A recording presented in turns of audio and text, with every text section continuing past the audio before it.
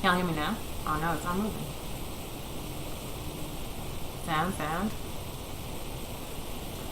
Oh, OBS.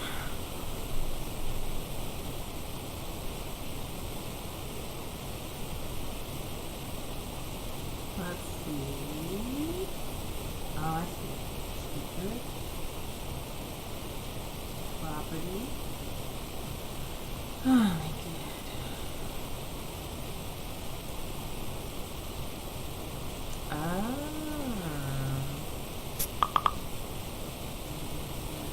Alright, y'all.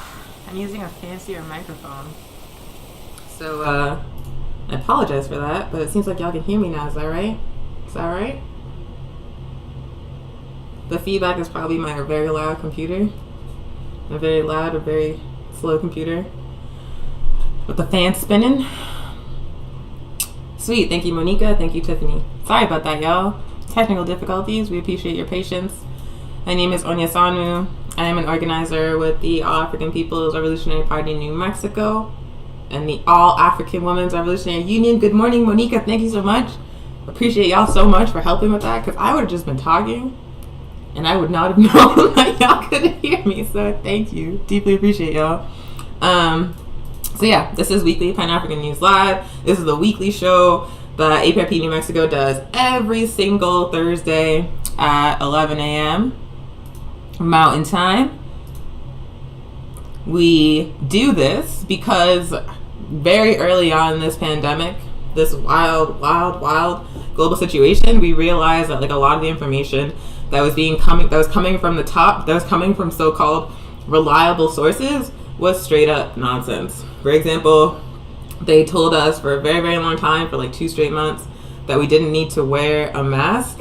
And then as like all around the world, countries that were controlling the spread were telling people to wear masks. And then like a month ago, they're like, psych, wear a mask. And now there's like mass short, like basically they have been misleading people, giving people incorrect information, and basically greatly exacerbating the danger of the situation. And so with this show, what we're trying to do is obviously always give y'all a revolutionary Pan-African perspective on what's going on in the world, but also provide our people with basic correct information about what's happening so that we can stay safe, so that we can protect each other. Because clearly this government, the people in charge, do not care about us, do not care that millions of people are out of work, do not care that African and indigenous people are the most drastically and catastrophically affected by this pandemic. They don't care. They just want us to go back to work and keep making the money. And so we are putting this out there to give y'all the truth about what is going on. So yeah, that's the purpose of the show. Because we are the APRP, we don't do anything ever without political education, because we believe that you cannot organize a sleeping people. You cannot, mobilize a sleeping people to wake up. You have to raise their consciousness. You have to wake them up, and then you get some action. So this is Weekly Pan-African News. This is presented by All African People's Revolutionary Party, New Mexico. This show is coming to you live from occupied Tiwa territory, also known as Albuquerque. We always start the show by acknowledging that we are in stolen indigenous land. We are in stolen land. The people who own this land are still here. They are still fighting to get their land back.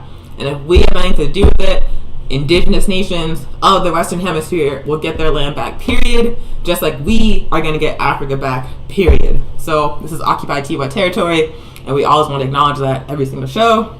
The other thing that we do every single show is that we call in an ancestor to ground us, to guide us in our work. As African revolutionaries, we understand that we are not like working in isolation.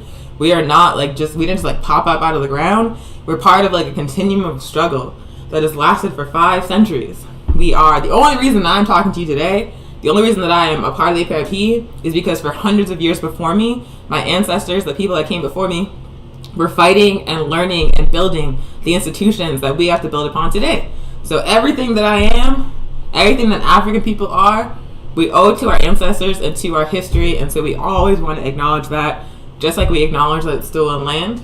And so the ancestor I want to call in, because his birthday is just 5 days away, is Malcolm X, Malik ElShabazz. He was one of the brightest and strongest revolutionaries that our struggle has ever known. He was massively influential in a very, very short period of time. He was a revolutionary Pan-Africanist, as quiet as it's kept, who in the last years of his life formed an organization, the Organization of Afro-American Unity, that had its objective as unifying all people of African descent in the Western Hemisphere, no matter where they lived, around the objective of liberating our people. And that is a Pan-Africanist objective. And not only that, quiet as it's kept, people always talk about how he went to Mecca, and they talk about how after he came back, he all of a sudden had no issues with Europeans, you know. But that wasn't even like the main reason why he made that trip. Because on the same trip when he went to Mecca, he traveled all over Africa and met revolutionary African leaders like Sekou Touré, like Kwame Nkrumah. He met them, he talked to them, he built with them, and he learned from them. And that's why he organized the Organization of Afro-American Unity. It was modeled directly after the Organization of African Unity that was founded on the continent. He understood by the end of his life that the struggle for the liberation of African people in the Western Hemisphere was connected to the struggle to liberate Africa and African people on the continent. He understood that we were the same people. He understood that we had the same destiny. He understood that we need to be organized collectively into organizations that united us. So he was a Pan-Africanist, and people never want to talk about that, but it's true. So we bring him into the space today, and we thank him for his contributions, and we thank him for the path that he's laid for us, that we continue to walk with y'all. So that's the ancestor. That's our welcome. I see some folks talking. Hello, Tiffany, Ashay, Brother Malcolm. Hello, Hugh. I'm all for the OAAU. It is definitely the kind of formation we need right now, the sort of formation the APRP is seeking to be. We need to unify African people across borders around the political objective of Pan-Africanism, one unified socialist Africa, because no matter where we exist in the world, our condition is the same. We are exploited, we are oppressed, we are pushed out of society, we are denied jobs, we are denied housing, we are denied good health care. And everything we need to address those problems is right at home in Africa. And so if we organize our people to liberate Africa, it's going to liberate African people, period. So, like I said, for every single one of these shows, we do political education because we want to educate our people about hot topics from a revolutionary Pan-African perspective. Marcus is not. Your name is Marcus, not Hugh. Got it. All right. So, this week, the topic is, what is revolutionary socialism?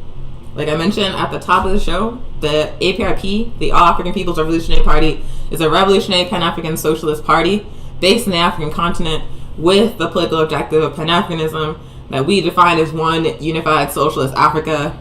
If you are watching this from the US, you probably hear the word socialism and go, ugh, that's bad, right? Like all you've heard probably your whole life is that it's evil and like dictatorships and like people starve, there's like mad breadlines, which is ironic because we are living in the richest capitalist country on earth during a pandemic.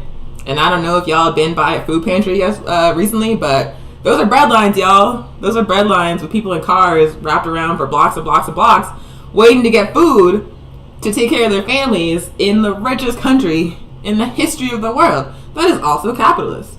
Capitalism, we are seeing during this pandemic, is like not equipped on any level whatsoever to take care of people's basic needs. All they can really do is like downplay and deny, and then also try to force y'all to go back to work so that Jeff Bezos does not lose a zero off of his net worth.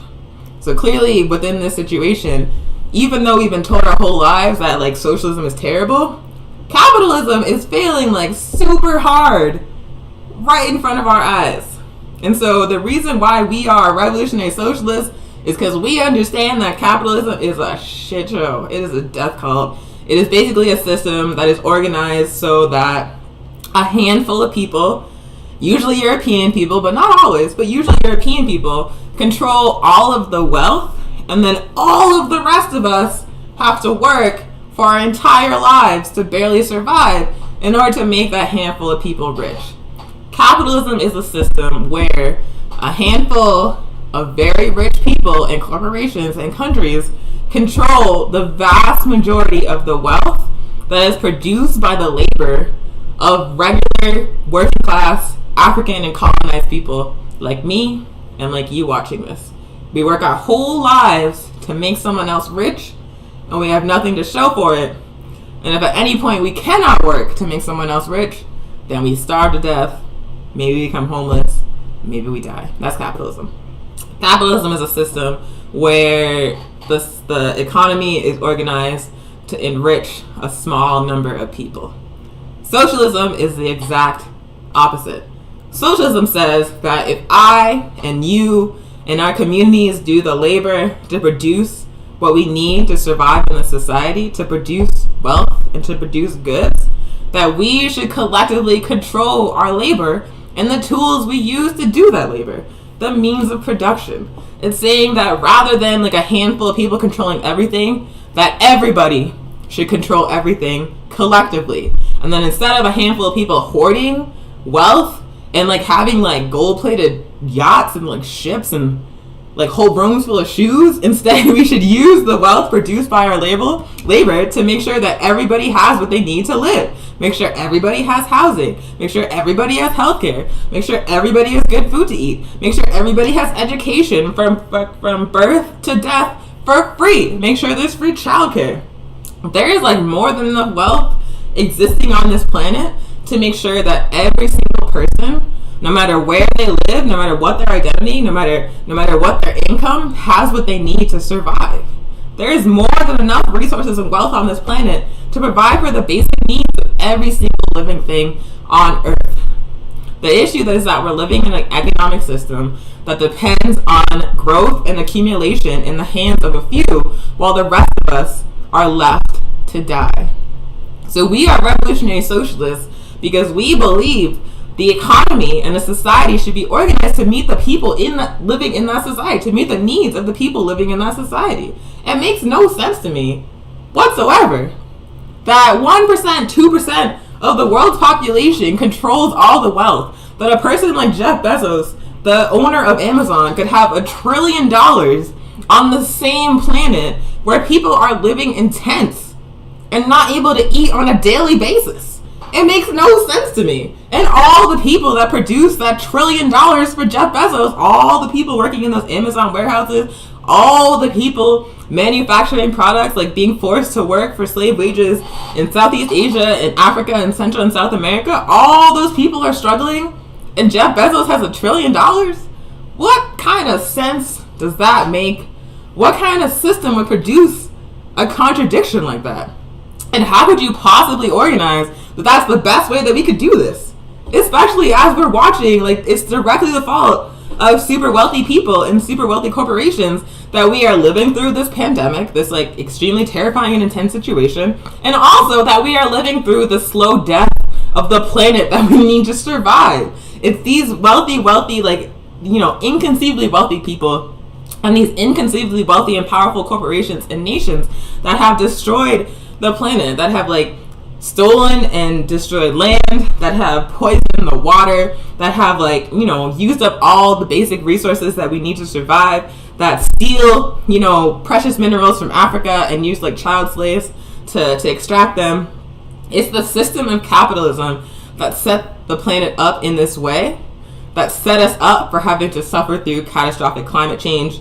And revolutionary socialism is the antithesis. It is saying that rather than organizing society on the basis of profit, rather than organizing society in such a way that we are making sure that the rich stay rich and the poor stay poor, we are instead going to organize society in such a way that all the labor we do collectively is used to make sure that we're all good collectively. It just like makes so much more sense to me on like a basic level than what we're living through right now. But the issue is that we are living, like I said, in like the richest country in the history of the world, one of the first explicitly capitalist countries that ever existed. And so from like birth to death, we are constantly hit with messaging about how evil socialism is allegedly supposed to be. Like whenever we hear about a country going socialist, immediately the full court press starts to demonize that country in the US media. So if you are a person who's like heard of Cuba, Venezuela, Vietnam, chances are what you've heard is that they're dictatorships, that people are suffering, people are like fleeing and by the thousands to get away from like the horrible socialist dictatorship, that the people are having a government impose on them they don't want. None of that's true. None of that's true. Like I said, I've been to Cuba, I've been to Venezuela, and what I saw was not like perfect places.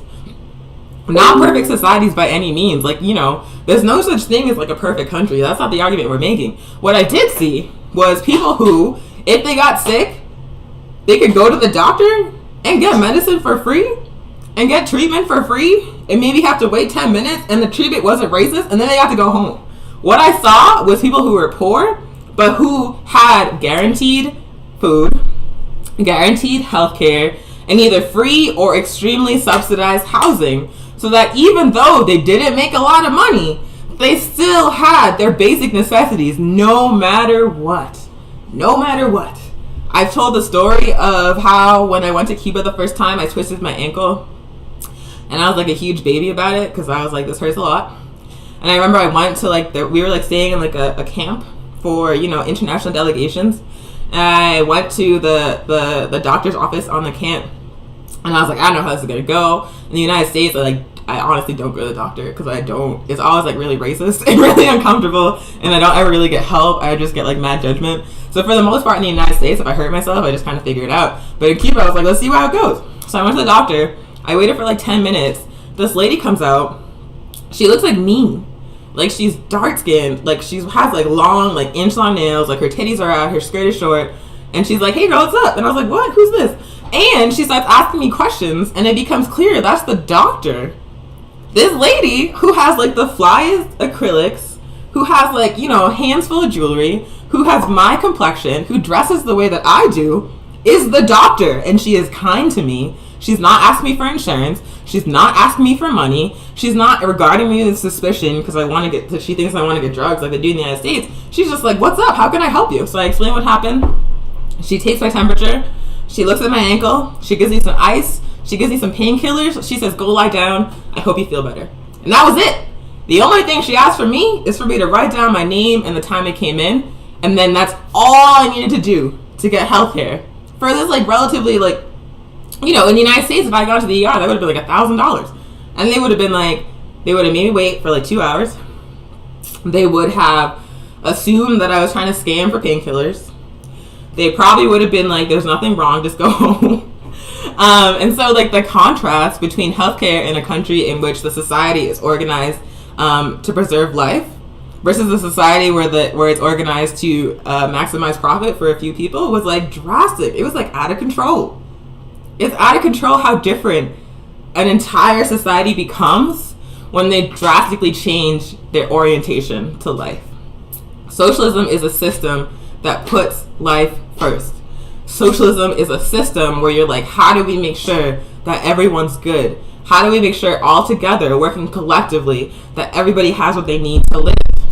There's a lot of academic ways of talking about it, a lot of theory-based ways of talking about it. But in this introduction to y'all, I'm intentionally focusing on the day-to-day reality of what socialism looks like.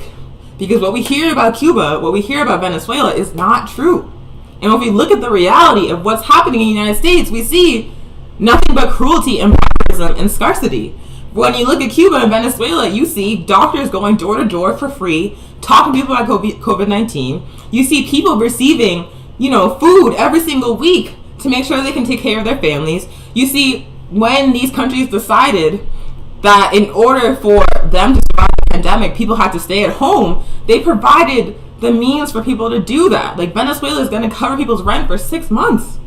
For 6 months. In the United States, we got rent eviction moratoriums that aren't even actually moratoriums because people are still getting evicted. So in a capitalist society, you are only as valuable as your capacity to contribute to building up someone's wealth. If you are disabled, if you are houseless, if you are for whatever reason not able to produce, you are disposable. You are discarded. You are blamed for your poverty if you can't work. Whereas in the social society, the question is not how much you can produce. The question is, what do you need to live? And how can we collectively provide that to you with the resources that we have? And the clearest evidence of this is how this pandemic is unfolding in first world capitalist countries versus global south socialist countries. That is the clearest evidence for why capitalism is not going to work and why socialism is what we need. That's like better than any explanation I could give is just looking at like what's happening right now. And I see like lots of dope comments. Africa is underdeveloped and overexploited. Absolutely. The first form of capital in the history of the planet, guess what it was? Guess. It was Africans. It was my ancestors. The first form of capital that ever existed on this planet was enslaved African people. The entire global economic system of capitalism became a global system because of the transatlantic slave trade and European exploitation of Africa, as well as European settler colonialism in the Western Hemisphere. If they had not enslaved my ancestors and stolen indigenous land and committed genocide against indigenous peoples, capitalism would never have spread across the world. So you tell me how a system with a start like that could ever provide justice for African or indigenous people or colonized people. I don't actually see how that's possible. I don't have any desire whatsoever to go from being capital to a capitalist. I refuse, especially when socialism exists. And then to this day, like just as the income, the wealth generated from the transatlantic slave trade and from the exploitation of Africa made capitalism a global system, capitalism is maintained as a global system due to the continued exploitation of Africa. We've talked about this on the show before, but in the beginning of the year, there was a lawsuit announced against a number of major American tech corporations like Google, Apple, Microsoft, Tesla. And the content of the lawsuit, like the plaintiffs, were children, the families of children from the Congo. And the reason why these families sued these American tech corporations was because they said that these corporations had willingly and knowingly bought coltan and other precious minerals that had been mined by African children working for slave wages.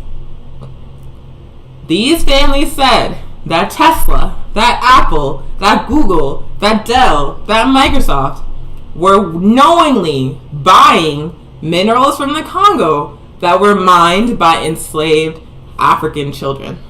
And this was in 2020. It was not in the 1800s. It was not in the 1700s. It was this year. And the reason why these companies, these massively wealthy American companies that make billions of dollars in revenue, that are some of the biggest and most influential corporations in the world, are buying coltan mined by African children, is because they know that if they need a cheap source of any resource they need to produce the goods that are sold all over the world by these companies, they can go to Africa and get that shit for nothing because they have colonized Africa and kept Africa exploited and oppressed for centuries. And that's why the APRP is a Pan-Africanist organization. That is why we are saying people of African descent all over the world need to unite and fight for the liberation of our land. Because we understand quite clearly that this system cannot function without exploiting our land and exploiting our people. And we want that to stop.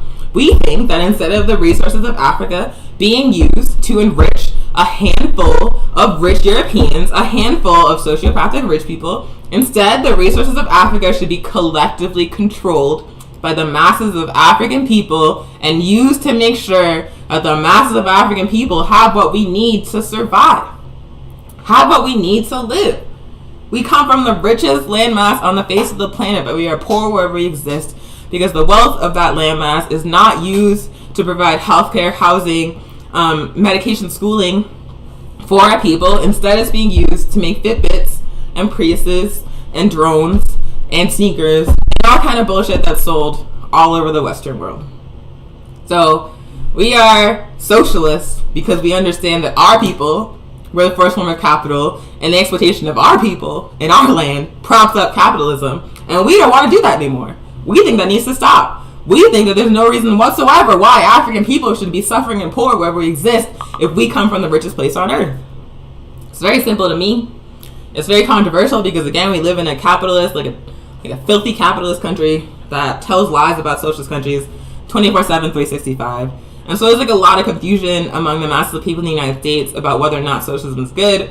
We say unequivocally, socialism is positive, socialism is the future, socialism is what humanity needs to realize justice. It's not like a cure, like all the problems of the world are solved once you win socialism. What it means, though, is that we control our destiny collectively. We decide what kind of society we build. Rather than having, billionaires that don't care at all, trillionaires that don't care at all, making all the decisions because they have the most power within the system that exists. Instead, we're going to put the power back into the hands of the masses of people. We're going to move collectively to control the means of production and control the wealth of the planet and use those means of production and use that wealth to take care of the basic needs of the masses of oppressed and working class people. That's it. The question is, who is going to control the means of production? Who is going to control the economy? Capitalism says it should be Jeff Bezos. It should be Donald Trump. It should be, any Elon Musk, apartheid rich Elon Musk. Man, it makes me, this is an aside, but it makes me so mad that people think Elon Musk is like real life Tony Stark, because that man has never really invented anything in his life. And the reason why he's wealthy is because of stolen land in Azania in South Africa. Because his father was literally a genocidal colonizer that stole land and mines, emerald mines from African people. That man is not self-made. That man is not a genius. He's just like another colonizer that did particularly well. So yeah, instead of saying Elon Musk or Jeff Bezos or fucking Bill Gates should decide how we run the world, we should say that the masses of working class colonized African people should decide how we run the world. That's it. That's the difference. Very intentionally focusing on, the not theory part of why socialism, because I feel like a lot of people who would be open to socialism get immediately turned off by the way it's discussed, because people are not clear about what would be different and why it's important. So very, very, very important for folks to understand, on a basic level, why we're socialists. It's not theory. It's because it's about who is going to control how we live. Is it going to be rich people or is it going to be us? I think it should be us. Questions, concerns in the comments, whether you're on Facebook or YouTube or Twitter, we will see it and we will respond. So, got some questions. Samuel says, Pan-Africanism is the total liberation and unification of Africa through scientific socialism and is the only solution for Africans globally. I 100% agree, Samuel, and the APRP agrees as well. That is actually a direct quote from Kwame Nkrumah, who is one of the founders of the All African People's Revolutionary Party. We talked about him before. Kwame Nkrumah was the first democratically elected president of the first country to gain independence from European colonialism, Ghana.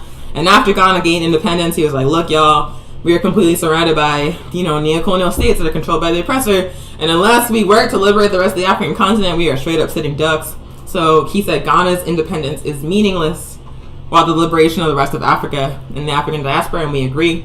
Pan-Africanism is the way we overcome that divide and conquer shit. It's the way we unify our people around the same objective that's going to liberate us all. Samuel also said we judge socialism based off its principles. Socialism is a perfect system when based off of the principles. That's a Kwame Ture quote. Something that he would say a lot was that people would always point to, the fall of the USSR or contradictions in socialist countries and be like, clearly socialism doesn't work. Clearly this is not going to work. But it's not, you can't judge a system based on the imperfection of humans. You have to judge a system based on its principles. The principles of capitalism are endless growth and life be damned. If we're gonna eat the ground up from under you, we're gonna suck all the water up from under you, and if you don't have any water left to live, well, that's on you. You should have saved or something. That's capitalism. Socialism is we want to make sure that the resources available are collectively controlled democratically by the masses of people that produce those resources, that produce the wealth. And humans are humans. Humans have been living under capitalism for 500 years. So in the process of building socialism, there's going to be contradictions. There's going to be shit that people have to process and work out, indoctrination under capitalism. So obviously when you embark on a project that is completely different from what's been done before, you're going to make some mistakes. You're going to do some shit wrong. You're going to have to figure out things as you go. It's not going to be perfect, but what it is going to be is much, much, much better than a system built on genocide, land theft, and slavery. So socialism in practice is far from perfect. Socialism by its principles is by far the best option available for humanity. Other things. APRP is in Washington State, so we're all over the world. I'm in occupied Chihuahua territory, Albuquerque, New Mexico, but the APRP has chapters throughout the world.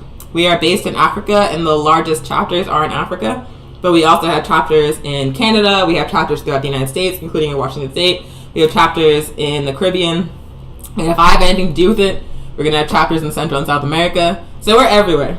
We are not an organization that's based in just one state. We are all over the African world, and our focus is the African continent, and that's where we are based. Other things.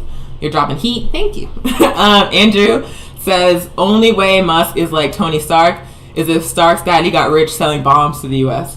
I feel like there's probably like a backstory. I don't know the Iron Man comics. All I know is that superhero comics are mad imperialist and weird, and so I would assume that Tony Stark has a backstory like that because he's mad like jingoistic American nationalist in the comics. So I'm sure there's like some fucked up shit in that family history that has not been discussed. Maybe I'm not familiar with it. Fact, shout out to Comrade Anisan. Thank you. That's our Comrade Ramiro from Anti-Conquista. Definitely check out Anti-Conquista, especially if you're like a colonized person, especially if you're interested in like news and analysis from the perspective of revolutionary nationalists and socialist colonized people. Like Anti-Conquista is the shit. Let's see. Dialectical materialism enters religious illusion. Correct. And then Samuel says, African leaders need to follow the example set by Kwame Nkrumah, Sekou Touré, Thomas Sankara, Patrice Lumumba, etc. at large. Too many African leaders are complacent with neocolonialism and exploitation. Correct. Yeah, for like the past like maybe 30 years or more, the dominant leadership within the African liberation movement, within the African, within like the mass, like the African diaspora on the continent, has been straight up sellouts. Has been petty bourgeois, neocolonial sellouts who are most interested in being the middle managers for the system of capitalism and imperialism, who have assimilated and integrated the values of Western imperialism and of capitalism, and who impose those values upon the masses of African people and act as intermediaries, like as go-betweens between like the rich-ass Europeans who are stealing all our shit in those corporations and the masses of African people. In the middle is a whole bunch of sellouts, like a lot of them. I feel like we're living in a point in history where people do like straight up like, sellout shit, cool shit. And there's always like a ready to go rationalization, like a justification. There used to be a point where, for example, like a recent example is Ilhan Omar, who was like the first Somali representative in the U.S. House of Representatives, who a couple of weeks ago, I think it was like a week or two ago, signed on to a letter from AIPAC, which is like a Zionist lobbyist group, calling for extended sanctions on Iran. This person who is from a country, Somalia, like an African woman who's from a country that is constantly attacked by the United States for precisely the same reasons that Iran is saying, hello Zionist lobby, I wish to endorse your imperialist attacks on this anti-imperialist country of Iran. Ilhan Omar also this week signed on to a letter in which they're basically like saying they were asking the Pentagon to be more transparent about the people they murdered in Somalia, where this woman is from. They were saying, can you tell us how many people you killed? Not even like, don't stop killing them. Not even like, why are you bombing this place? But just like, could y'all be a little bit more transparent about how many people you murdered precisely? Like, what the fuck? Like, all Ilhan Omar should be saying as an African woman from a colonized nation that is being directly attacked by the United States is get the hell out of Somalia. Stop. Get that drone base out of Somalia. Get AFRICOM out of Africa. Stop murdering African people. Stop murdering grandpas and kids from the sky. That's all you need to say to be on our side. Instead, she's like, hello, imperialists. Could you possibly be more transparent about how many people you're killing? And the U.S. government's like, nah. And then what happens? Nothing. Because she has no power. But that's kind of an example, right?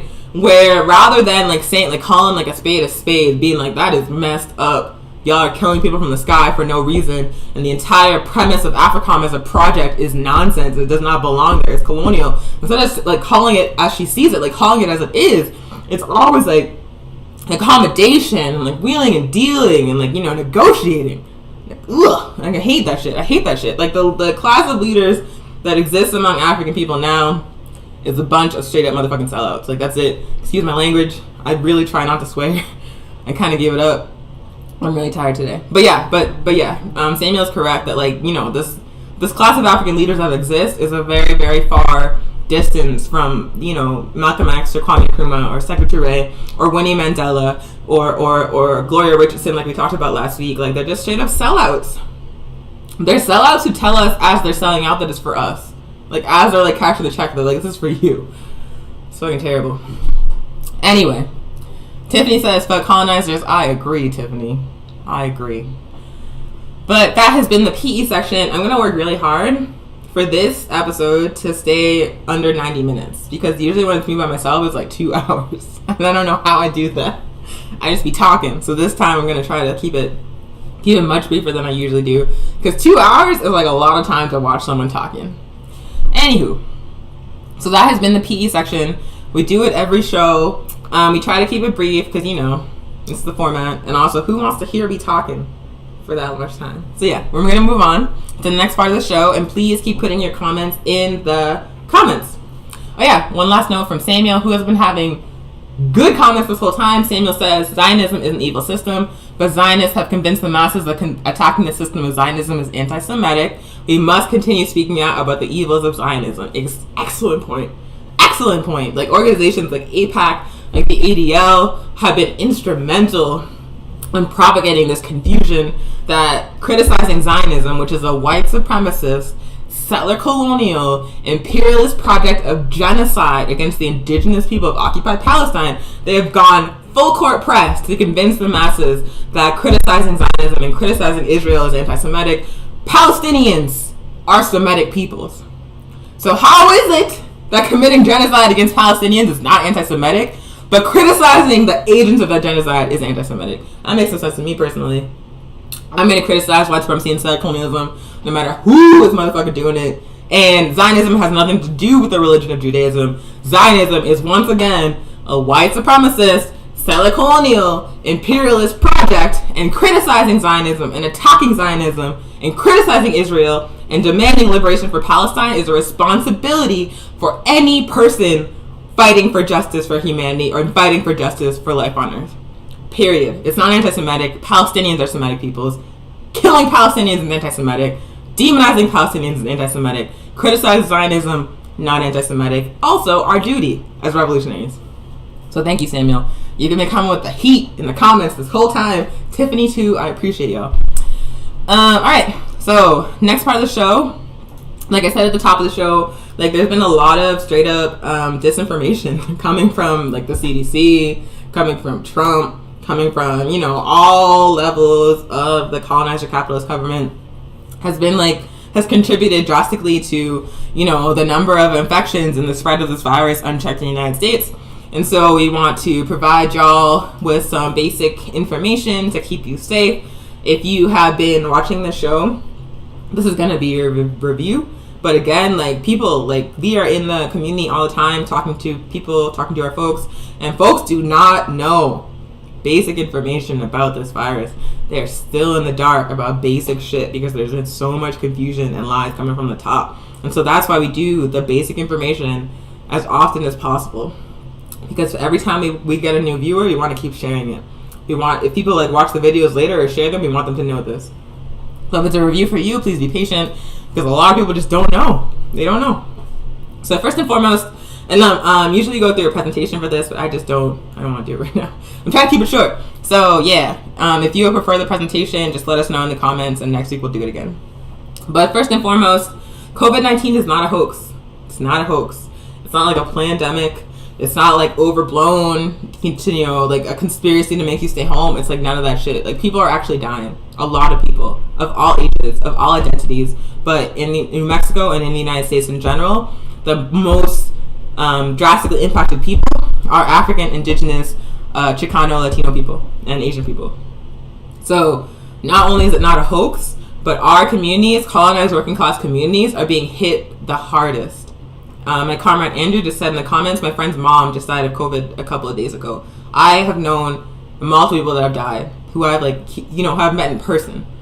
It is real. It is not a hoax. It is impacting our people the worst. So we have to take it seriously, because we already know this place does not see it for us. This place is not trying to save us. This place doesn't even provide us with healthcare when there isn't a pandemic. So let alone during a pandemic, they're not going to change that up. So it's super important as African people, as colonized people, as working class people, that we understand that this is not a hoax, that no one's coming to save us, that we have a responsibility to stop the spread and protect each other, to take it seriously. If you see someone saying this is overblown, this is a hoax, you need to intervene, my friend. Like, if that's a colonized person, you need to tell them the truth, because it's very, very, very important that our people take this seriously. People are dying. People are dying. So yeah, it's not a hoax. Not a hoax. Next is that it's extremely contagious. It is very, very, very contagious. That's why it's spreading so quickly. People are catching it. You sneeze in your hand, you touch a surface, someone touches the surface after you, they catch it. Or you sneeze or you cough when you're out and about and you don't cover your mouth, or you're not wearing a mask, and so like the droplets containing the virus go into the air and people inhale them and get sick that way. Like, it's so easy. It's as contagious as the common cold, but it's like much more deadly. That's why it's like infecting so many people. We just crossed 5,000 infections in New Mexico, and we have like a pretty small population. That's why it's spreading so quickly, because it's extremely contagious. And the other intense thing about this virus is that there's no evidence thus far that people who get it are actually developing immunity. No evidence thus far, and there's a lot of evidence to the contrary. So it's super important to understand that, like, the strategy of just like going out and like, living your life and being like, if I catch it, I catch it, not smart. Not smart. Because even if you catch it and you survive it, there's no guarantee that you can't get it again. And the other really key thing is that it is extremely contagious, and people are able to spread it with no symptoms. You can feel not sick at all. You can have no fever, no shortness of breath, none of the stuff we've heard about, and you can still have COVID-19 and be extremely infectious and give it to other people. So it's extremely contagious. There's no immunity once you get it, based on available evidence. And also, initially, one of the big pieces of misinformation that was shared widely when this pandemic first hit the United States was that the only folks that would get seriously ill were elders and immunocompromised people. And we say only not to say that, like, those groups are disposable, because they're not. They're precious parts of our community. But what that messaging did was, like, allow people my age, and also children, and also folks who are not immunocompromised, to be like, oh, I'm going to be good. It's just going to be like a bad cold. Has not been the case. Has not been the case. As soon as the virus hit the United States, we started seeing people of all ages, particularly African people, dying. Particularly indigenous people dying. People in their 20s and 30s and teens. People with no pre-existing conditions, people who were not immunocompromised, were getting seriously ill, getting put on ventilators for weeks and dying. And now in the United States, we are seeing that children who in other places were previously thought to not be affected by it are also contracting the virus and developing serious complications leading to death. So it's not just elders. It's not just immunocompromised people. Every single person, if they catch this virus, is in danger. Every single person has the possibility of getting straight up wrecked by COVID-19. And that is why it's extremely important that we as a community, that we as African and colonized and working class people work collectively to stop the spread of this virus and to take care of each other. Because, like I keep saying, the capitalist system, this rich country on earth that we live in, does not care about us. The wealth of this country is built on our exploitation.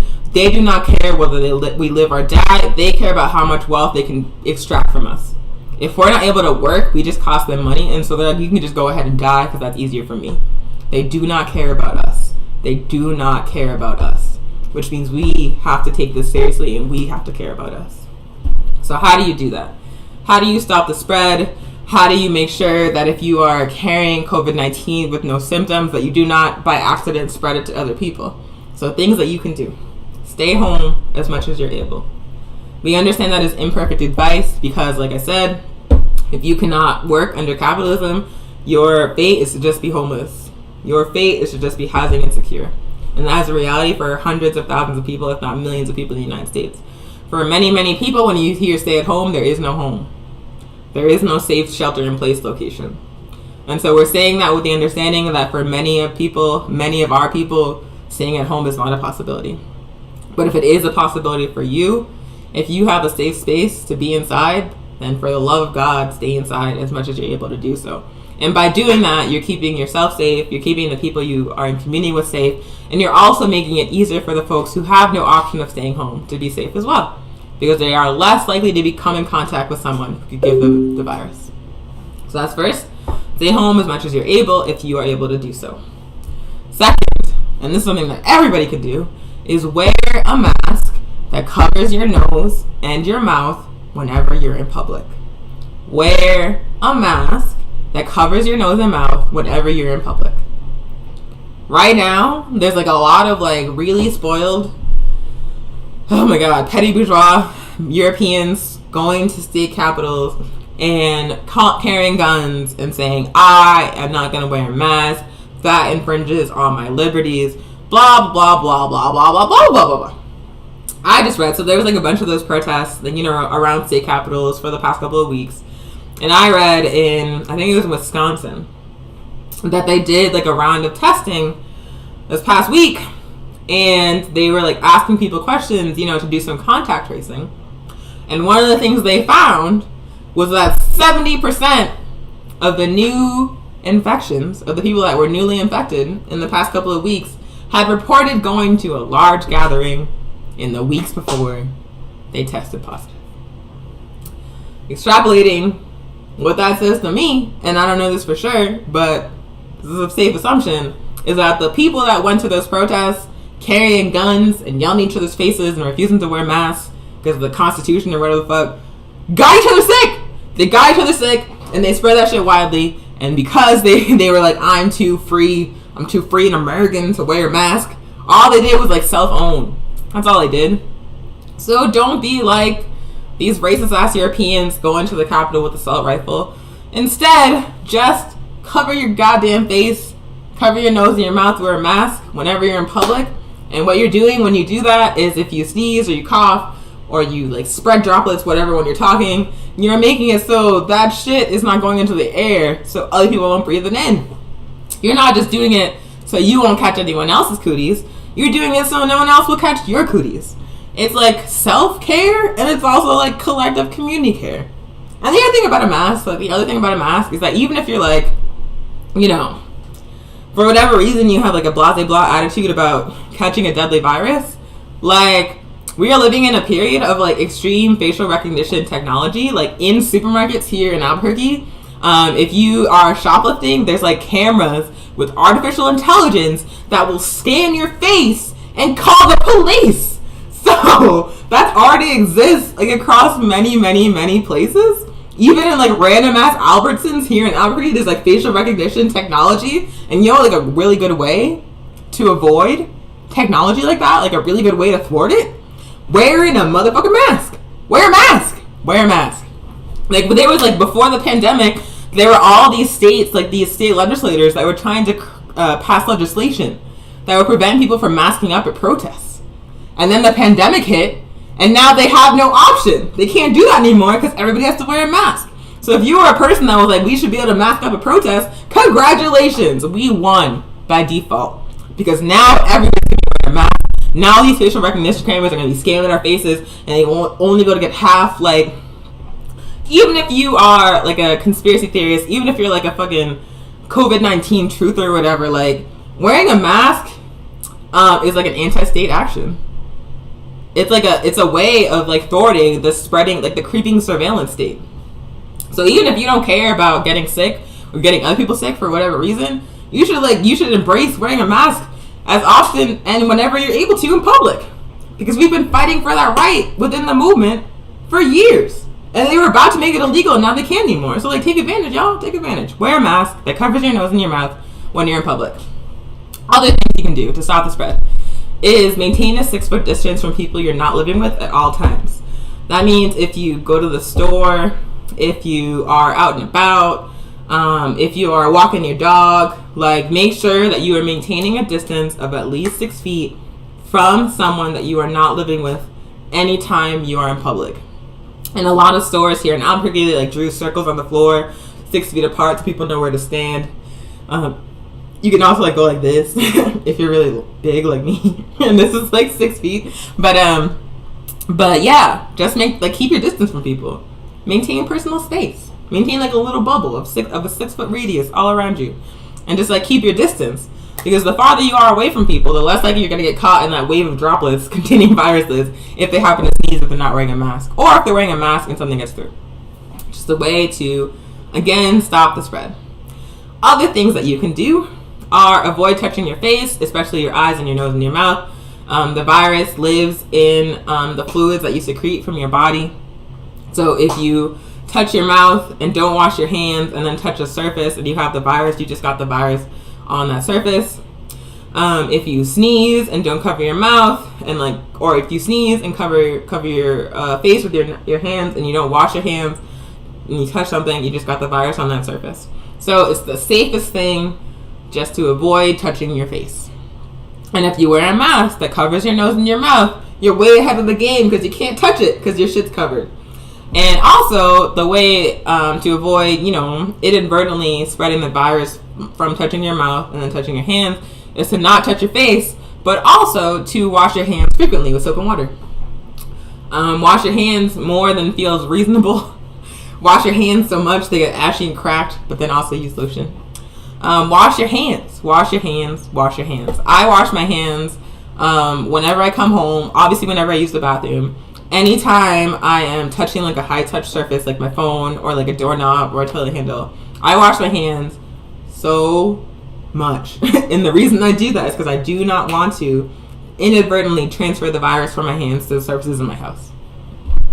And then the other thing you want to do is you want to disinfect high touch surfaces like your phone, like a doorknob, like toilet handles, like keys, like your keyboard on your computer, because that shit is disgusting. Believe it or not, you want to disinfect high-touch surfaces frequently, either with a solution of bleach and water. It's like 1 part bleach to 9 parts water, with disinfecting spray like Lysol spray, or just with plain old soap and water if it's safe to do that. Obviously don't get soapy water all over your laptop.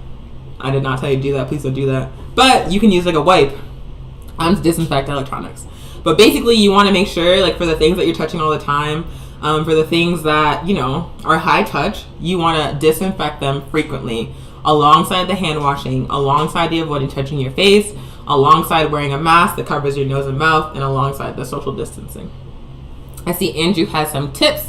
First of all, hello, Ujima People's Progress Party. Those are the comrades in Maryland. Shout out to Ujima People's Progress Party. Also, Andrew says, if you wear a mask, leave your phone at home. You'll be safer from COVID and safer from the state. That's true. That's true. Your phone is like a little spy device in your pocket. And also, according to scientific tests, is covered in fecal matter, like poop bacteria. Because people use it in their bathroom, and then they might wash their hands, but they were using their phone before they wash their hands. So it's they're kind of gross. They're gross surfaces for most people. So if you just leave it at home when you're out and about, that's a way to avoid them getting it even grosser and avoid spreading the virus that way. And let's see. And yeah, touching your phone is a great way to put the virus in your pocket for later. Yeah, so if you touch a surface with the virus and then you touch your phone, it's on your phone, and then the phone with the virus is on your pocket. So like Andrew's saying, it might be easier just to leave your phone at home if you want to. But that's some basic info about COVID-19. I see a comment from Black Hammer in the comments on my Facebook. Shout out to Black Hammer. Y'all are getting hammered by a lot of opportunistic, racist ass people, and we do not support that. We rock with Black Hammer. Get mad, stay mad. Anywho, next is African world updates. First of all, let me change the overlay. Ready? Yeah. We have these. We're using open broadcast software and Restream to present this show to you. And open broadcast software allows you to put fancy overlays that you can make in graphic design software. And so that's how we're doing this. It's literally just a PNG image with a transparent background that we designed, and then I put my face next to it with the video feed, and now we have fancy news type overlays. It's cool. It's very cool. Shout out to OBS. It's free. But as part of the show, we talk about what's going on in Africa and the diaspora when it comes to this pandemic lots of really inspiring news coming out of Africa that I'm sure you have not heard about, because the narrative about Africa in the West is that Africa needs charity, Africa needs like white saviors, Africa is like constantly helpless and the whole world has to come and save it. That's not true. Like we discussed earlier, this whole system functions by exploiting Africa. This whole system could not survive without Africa. Africa does not need the world needs Africa. Period. Anywho, so some cool things that are happening in the African world in terms of COVID-19.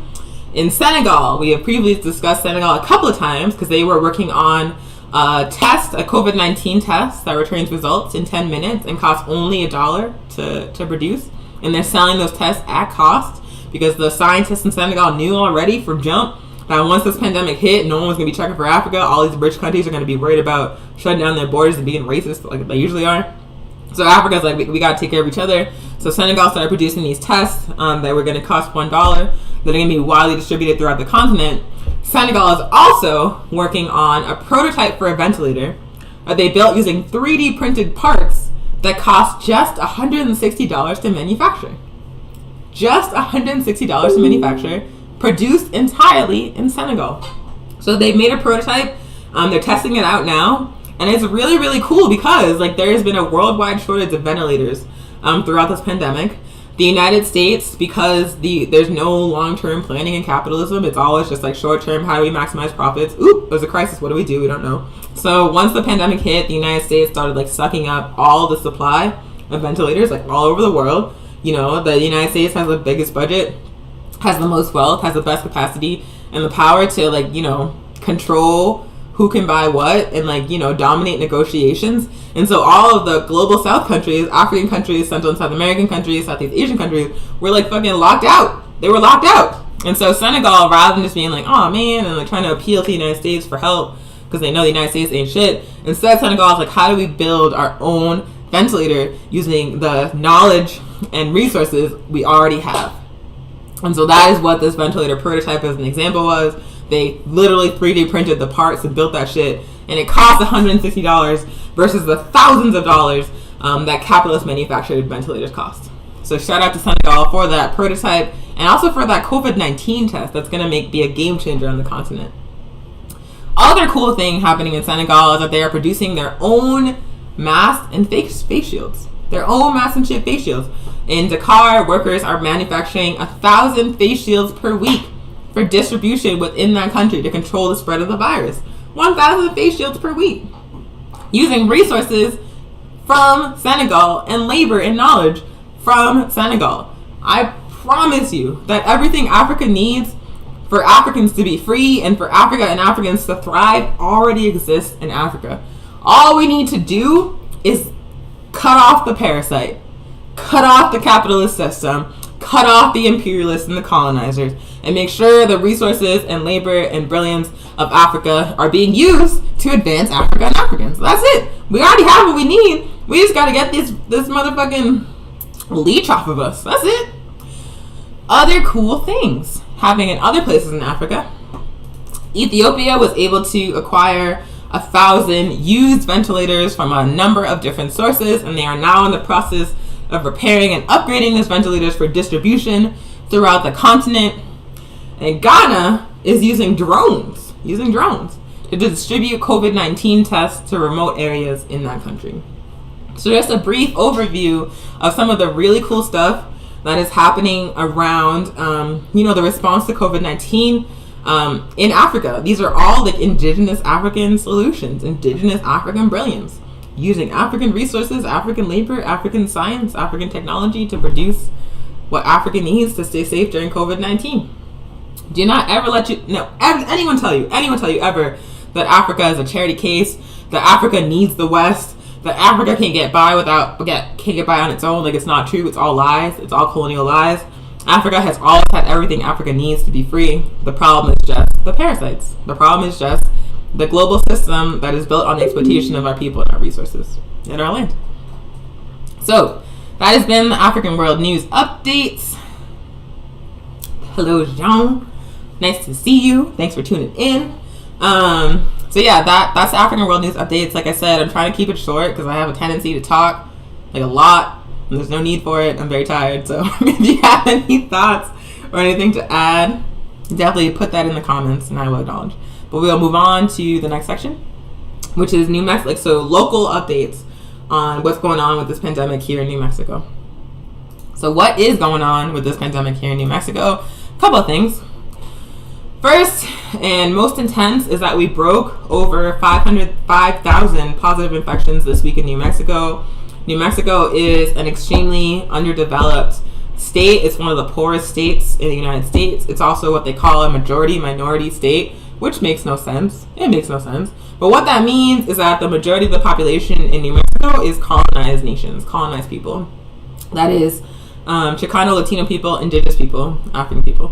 So over 5,000 positive infections, and the majority of those infections are in indigenous communities, in indigenous peoples. And the reason for that is good old settler colonialism, the ongoing genocidal process of settler colonialism, which has systematically underdeveloped the resources on the land that indigenous people occupy. So like in the Navajo Nation, for example, in a lot of the pueblos, a lot of people don't have access to running water. There are any grocery stores. There's very little access to medical care.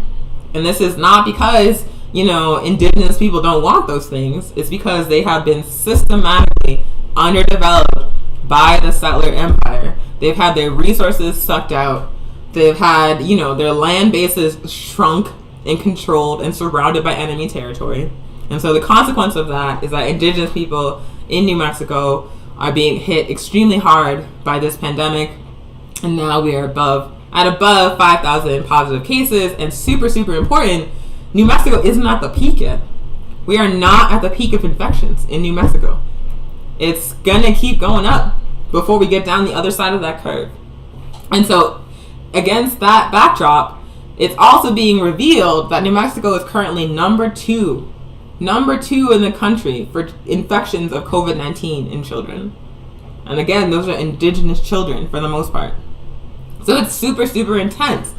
And even though we're not at the peak, even though we just broke 5,000, even though we're number 2 for positive infections in children in the entire country, we are still seeing state leaders talking about so-called reopening the economy.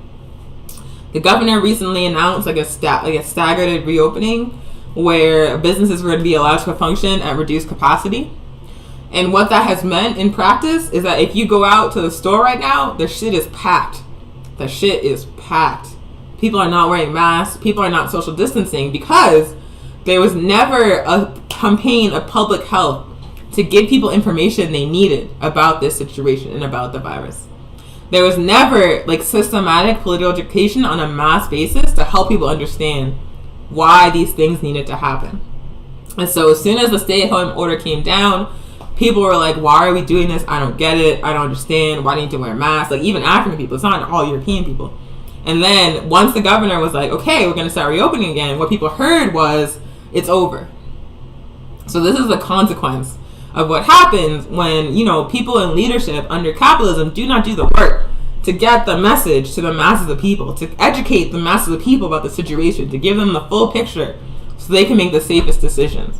When you just impose shit from the top, when you don't give people clear information, when you give people conflicting information, and then you say, okay, we're going to change it up now, you can start shopping again, this is what's going to happen. And so what we're guaranteeing, what the state leadership is guaranteeing, is that because we're not at the peak, we're going to see an explosion of infections. Mark my words. We are going to see an explosion of infections from this staggered reopening. Because, again, people do not have basic information about how not to contract or spread this virus. People do not understand what the point of all these orders were because it was not told to them in a way they could understand.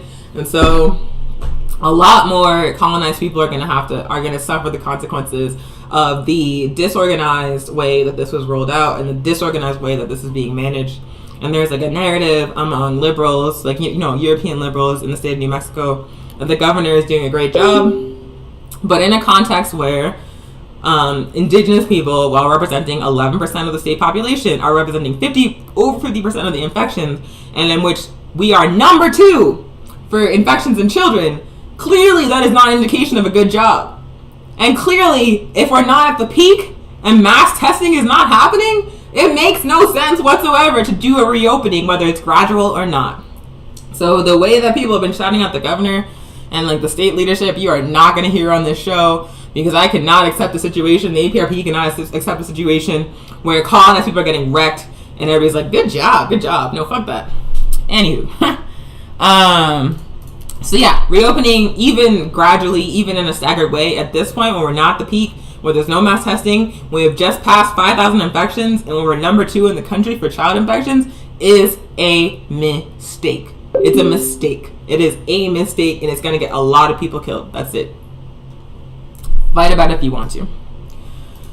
Anyway, also, governor, one positive thing, I suppose, is that the governor recently announced this week that every single person in New Mexico is now required to wear a mask in public.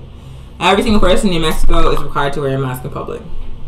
But, like I said, people were not educated about why. People were not educated about basic information about the virus. So I guarantee you, and I've already seen it, people are going to fight about that. They're going to be like, why do I have to wear a mask? My rights, blah, blah, blah, blah, blah. This is like a mad individualist culture. So that's already happening, and I expect it to be an ongoing controversy and contradiction where folks are like, you can wear a mask if you want to, but I'm not going to wear a mask. I don't understand what's going on.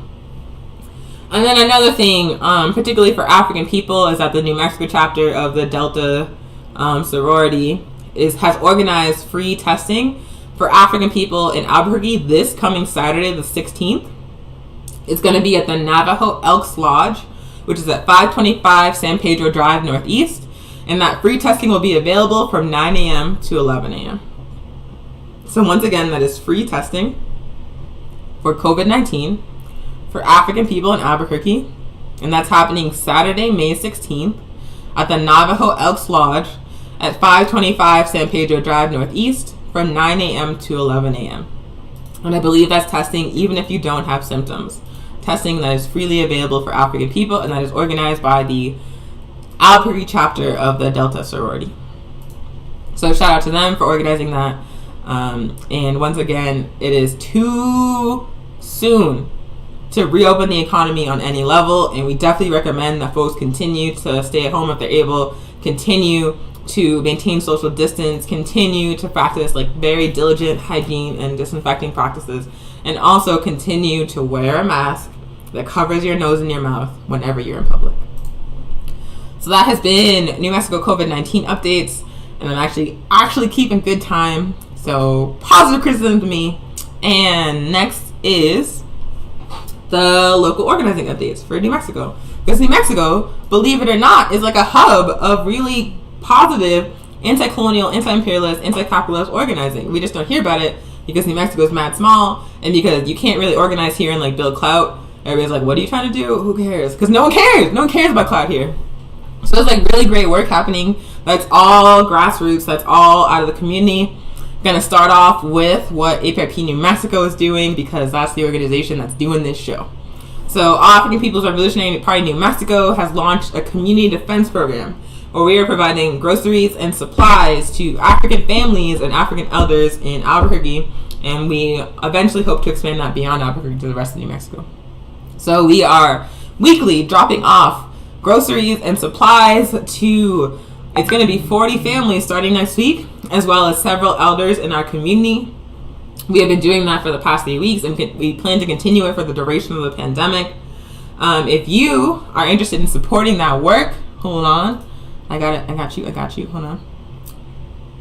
Kablow! I have to add the PayPal, but we are always accepting donations of goods, things like non-perishable food, things like fresh produce, things like hygiene supplies, gloves, masks, cleaning supplies. We are all accepting donation of goods, and you can call or text us at the number on the screen, 505-295-0008, or send us an email at aprpnewmexico@gmail.com to coordinate a drop-off of donations of goods. We also always accept donations of cash money, so we can buy that stuff ourselves. And if you want to donate money, you can Venmo at aprp-nm, and then I'll also include the link to the PayPal if one of my comrades does not do that first. But we are also always accepting donations of cash money and of goods and supplies. And without that support, we would not be able to do this project. because we are not grant funded. We are not a nonprofit. We are just like regular working class African people who oftentimes pay out of pocket for this work. And so donations help us reach many more people. So you, by donating to us, you are directly helping the African community in Albuquerque. And also our intent with this program is not to be providing people charity. We want to build up an institution to provide material support for African people in New Mexico. We want the community to own this project, and we are actively recruiting people who are interested in building up the project into a permanent institution in Albuquerque's African community. So, having said that, we are actively recruiting as APRP New Mexico. If you are an African in the city of Albuquerque or in New Mexico, we are talking to you right now. We need you. We need you really badly. There's 7 of us now. We just got a new member who was around previously and they came back. So there's 7 of us now, but like I just said, we're feeding 40 families and several elders. We are doing this show every week. We are doing the Pan-African film series. We are helping plan the international celebration of African Liberation Day, which we'll talk about in a second. We are doing like a lot of stuff, and there's not that many of us. We are holding it down with a very small group, and we need more people to help us expand this work. We want to build independent political African power in Albuquerque. We want to help contribute to building the global Pan-African movement here in New Mexico. And in order to do that, we need more people. So if you are, someone who's really good at social media, someone who's really good at making memes, someone who's really good at like outreach and following up with people, we need you. If you are a person who has experience in community defense projects, or if you want to learn how to organize and run a community defense project, we need you. If you are a person who's skilled in external program development and developing propaganda, we need you. If you have none of those skills and you just want to learn them, or you just want to help build independent African political power, we need you. We need you real bad. We are actively recruiting in the APRP, and we need you. If you are a person of African descent, meaning if you are black, we need you in the APRP. And if you are interested in joining the APRP, contact us at the information given on the screen. Again, call or text 505-295-0008 or email us at aprpnewmexico@gmail.com. Or if you're on Facebook friend and you're watching this, hop in the DMs or DM us on any of our social media accounts. They're all at APRP New Mexico down here. So, get in contact with us if you have been watching the show, if you're like fucking with us, if you like us, if you're interested in helping out. We have space and work available, and we got big plans. And we need you to fulfill those plans. So thanks for that.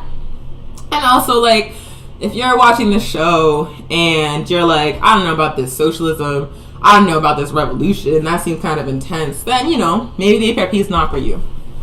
But even if that's the case, we still need you to get off the sidelines by joining an organization fighting for justice. If socialism is not your bag, if you're like, actually, I prefer anarchism, or I prefer, some other ideology that the APRP does not have, there are many, many organizations that are doing similar work or doing their own work in their communities that need help. I guarantee you. In Albuquerque, there's Black Rose, Anarchist Federation.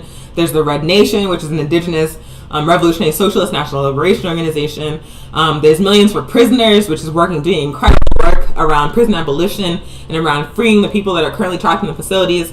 There's many organizations here in Albuquerque and beyond that are doing incredible work right now to fill in the gaps created by the negligence of the U.S. government that need the support of the people in order to continue to do that work.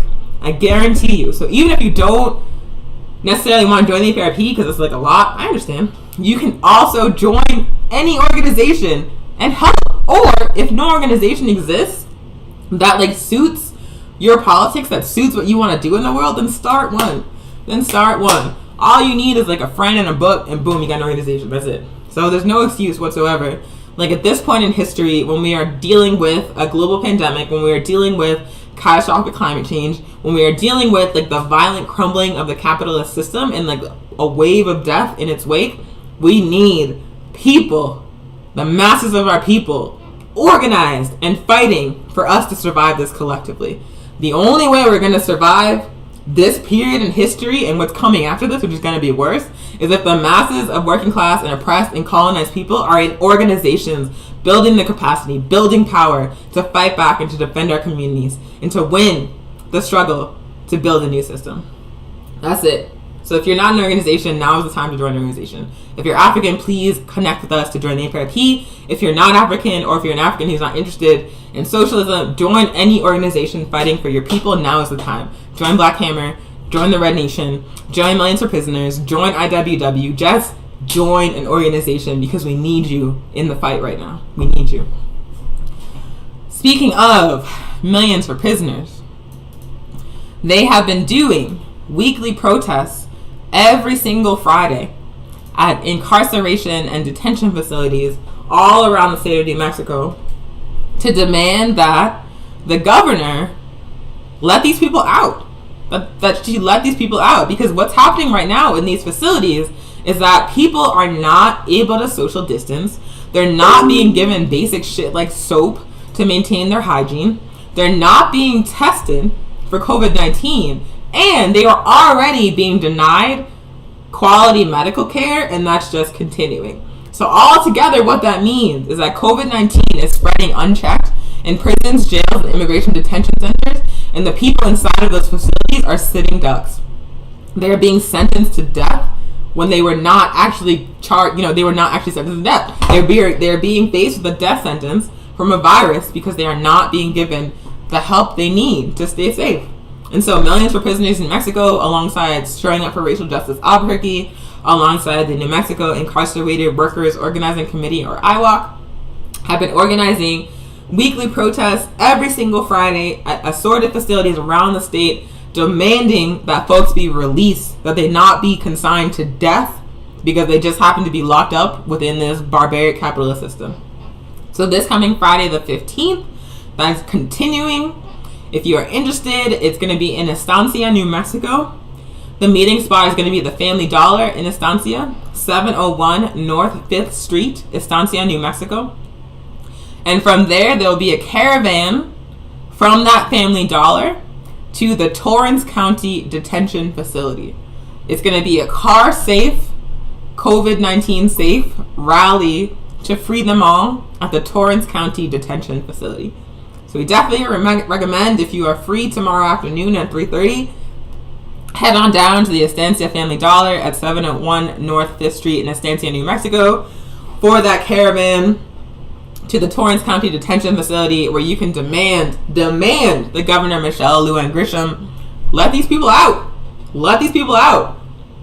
No one in prison and jail and a detention center should be facing a death sentence from a virus because of negligence and barbarism from the system of mass incarceration. Like, that's just not an acceptable reality. And shout out to Millions for Prisoners in New Mexico and all the folks that have been showing up week after week after week to make sure that the governor knows that we're not going to let you fucking kill these people in silence, that we're going to show up, that we're going to say that this is our community, and we're not going to allow you to leave them to die.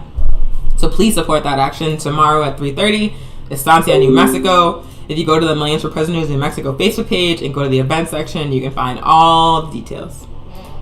Also, and we're almost done, Albuquerque Mutual Aid has been for 2 months delivering supplies and help to thousands of families in the city of Albuquerque, to thousands of people and hundreds of families in the city of Albuquerque.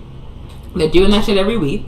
If you're interested, if you're a person who is housebound or who needs support with food or supplies, go to ffol.org/mutual aid. And on that page, you will find a form to request a care package, request a food or supply delivery. And you'll also find information about how you can donate to support that work. Because once again, the organizations that are on the front lines right now, the organizations that are providing for the basic needs of our community all over the country, are anarchists, socialists, and communists, grassroots people's organizations. Not nonprofits, not grant-funded organizations, not corporations, just like regular ass, leftists and social justice minded people in your community. And so they're paying for that stuff out of pocket, and it's running on donations. And so if you support that kind of work, if you support mutual aid, go to ffol.org/mutual aid, and you better donate to help that work. Donate to support your community here in Albuquerque. Also, John Brown Breakfast Club does a breakfast burrito giveaway every Saturday morning at 9 a.m. at First and Silver. If you are a houseless person or a food insecure person and you want a hot meal, they are still doing the breakfast burritos every single Saturday morning at 9 a.m. at First and Silver. And now the breakfast burritos include a care package that includes like some water, some medicine, and stuff like that for folks. So show up every Saturday morning, 9 a.m. if you are looking for a free hot meal and you are houseless or food insecure. And my comrade Monica has been posting the APRP Venmo, the APRP PayPal, as well as the form to request mutual aid from African Mutual Aid in English and Spanish. So definitely check out those links on the comments of our Facebook page for this stream. Final section. I did it. It's almost 90 minutes. So I feel very proud of myself. Next time it's going to be 60 minutes. Okay. So final section. Upcoming events that APRP New Mexico is organizing. And while I'm talking through this, oh yeah, the donation thing is still up. Nice. Please check out that donation info and please consider supporting our work. And also, if you're an African, please reach out to us because we need to recruit you. We want you in the APRP. Instead of serving the empire, instead of serving your oppressor, instead of serving the colonizer, serve the masses of African people in a revolutionary African organization like the All African People's Revolutionary Party. Get in touch with us right there. Anywho, upcoming events from the APRP. Next Thursday, like I said, we do the show every single Thursday at 11 a.m. Mountain Time. Next Thursday, the show topic is a very special topic. It's going to be, what is African Liberation Day? What is African Liberation Day? Well, it's a revolutionary Pan-African socialist holiday celebrated all over the African world throughout the African movement. Usually we have, big rallies, marches, speakers, like it's a whole like in-person thing. Obviously during the pandemic, that's not safe. So we're going to be doing some virtual content starting with the show this coming Thursday at 11 a.m. Mountain Time. We're going to give you the history of ALD, the political purpose of ALD, and some special information about ALD in 2020. So if you're interested in learning about African Liberation Day, if you're interested in learning about that history, which is African history, definitely tune in next Thursday, the 21st at 11 a.m. Mountain Time for this show. And I think on that show, I'm going to have a co-host and I'm really excited. Also, African Liberation Day itself, the reason why on the 21st we're doing that show and covering African Liberation Day is because ALD is on May 25th on so-called Memorial Day. No, that's not Memorial Day. That's African Liberation Day. And it is celebrated all over Africa, all over the diaspora, and this year it'll be streaming online worldwide on May 25th, Monday, May 25th. If you are in New Mexico, for the Mountain Time Zone, that's going to be at 9:30 a.m. If you are in the Pacific Time Zone, that's going to be 8:30 a.m. If you are in another time zone, please do that conversion yourself because I cannot do it right now. I don't have the capacity, but that's 9:30 a.m. Mountain Time. If you look for African Liberation Day 2020, you can find a Facebook event. And we're going to be posting about the flyer and how to join it all next week and all this week. But if you tune in to the APRP International Facebook page or the APRP International YouTube channel, that is how you can watch the African Liberation Day worldwide stream on Monday, May 25th at 9:30 a.m. Mountain Time, 8:30 Pacific. Look up the time in your time zone, please. Also, if you're into the way I talk, surprise, I'm going to MC that whole event. We're going to see how that goes. I have 3 hours. So hopefully I can keep it to the time and try not to swear because that is definitely a platform where it's not going to be okay for my potty mouth to flourish. So yeah, if you're interested, which you should be, just because it's ALD and ALD is lit, or if you just want to see me talk more, African Liberation Day is streaming worldwide this Monday, May 25th at 9:30 a.m. Mountain Time. Also, we are not the only chapter of the APRP that does this kind of like online content. Our comrade Ajamu Umi in the California chapter of the APRP has a weekly show every single Sunday at 5 p.m. Mountain Time, 4 p.m. Pacific Time. This coming Sunday, I believe he's going to be talking about how to organize community events. Let me see. But you can tune into that show every single Sunday from his Facebook page, which is facebook.com/ajamu.umi. Actually, this week the topic is why we need to get the police out of our communities, why we have to organize for community defense so we don't depend on the police, and why the police need to be abolished as an entity, period. So if that's the topic you're interested in, tune in on Facebook, facebook.com/Ajamu-Umi. And then I'll also put the link to the Facebook event in the comments. And once again, that is this coming Sunday at 4 p.m. Pacific, 5 p.m. Mountain Time. So that was the last section. I appreciate all the folks that stuck around for the whole show. I appreciate your comments. We definitely appreciate your support. We would not be able to do this work without you. This is, once again, Weekly Pan-African News Live. My name is Onya Sanmu. I am a member of the All-African People's Revolutionary Party and the All-African Women's Revolutionary Union. We are a revolutionary, Pan-African, mass political party based in Africa with the political objective of Pan-Africanism, which we define as one unified socialist Africa. And why are we fighting for that? Because we believe when Africa is free, African people everywhere will be free. And our primary concern is freeing our people. So yeah, once again, this is APRIP New Mexico. This has been Weekly Pan-African News Live. We appreciate you for tuning in, and we are ready for revolution. We will see you next week. Thank you so much. Bye, y'all.